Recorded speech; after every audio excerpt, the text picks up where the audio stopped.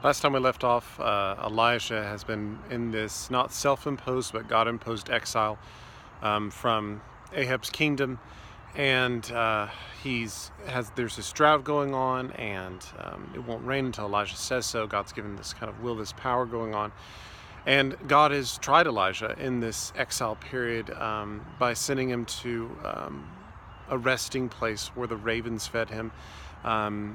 And has just recently in this previous video been with a widow who provided through faith that she had, and has reconnected with God through this faith, through trials of her son potentially coming to death's door, and Elijah getting on his knees and praying to God. And it's been just kind of a series that's helped me understand in different ways God's wisdom and God's power in our lives.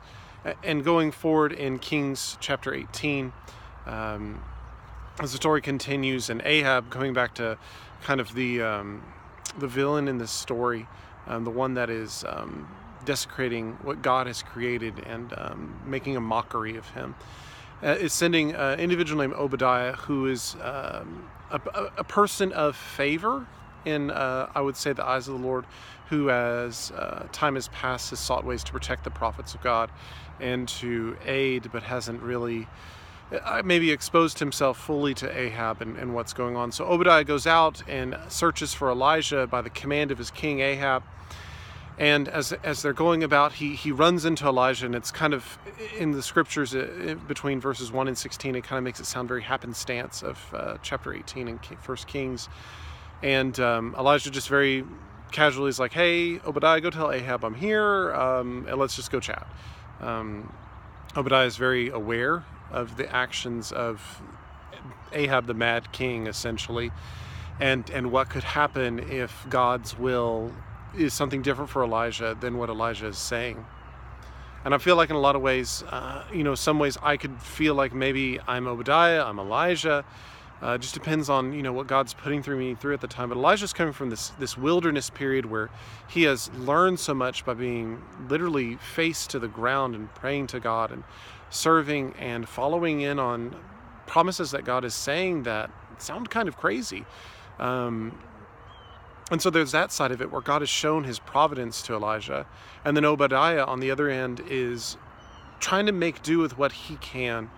Not as prominent a figure as obviously Elijah is in this story, but doesn't have that experience. And so sometimes I feel like God has shown me things and hasn't shown others, and I need to be patient with them. But at the same time, I'm definitely Obadiah. I don't know what's always going on. I get loss of faith. I doubt consistently about what's going on. And so Elijah says, "Obadiah, go tell King Ahab, I'm here, I'm waiting." And Obadiah is kind of just confessing his fears, opening his soul, burdening himself to Elijah, saying, if I go do this and it blows up in my face, it's going to be real bad. And I think we all can panic in this way. We all can be so concerned about what if. But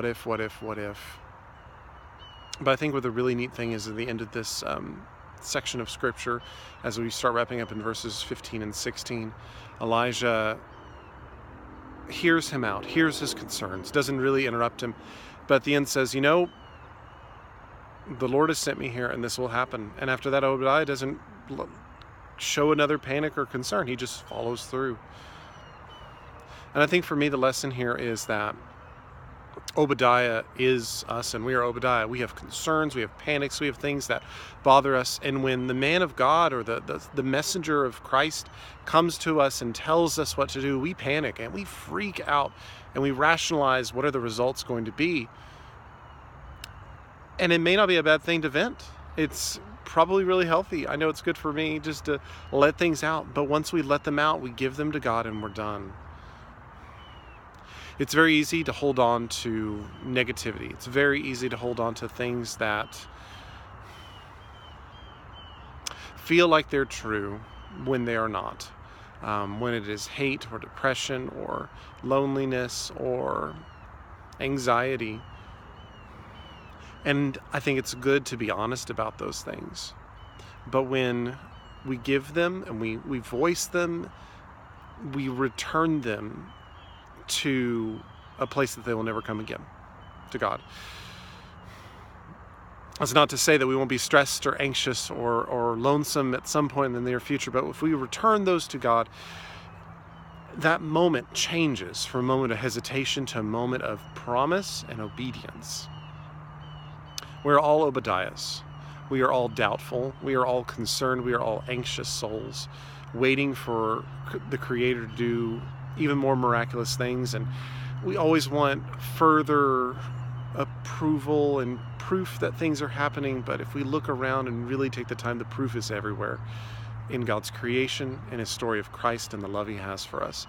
It doesn't mean that every day is going to be great, and it doesn't mean we're always going to feel that love the way we want to, but the love that we need. As we go through Elijah's story in 1 Kings, I'm learning more about myself and what God's doing with His creation, and I feel honored every day of what He's doing with me. Living Thorn is an organization, is a project that is a passion work where I hope to reach those people that feel lonely, that feel anxious, that feel depressed, that feel separated through mental, physical, emotional valleys. And so that I hope that you take the time to really love on others like Christ loves us, that we don't deserve His love, but He chose to give it to us anyway. And I hope that you find that the thorn, while painful, proves so much in us, that Christ loved us, and He died for us, and that God sent Him to die for us.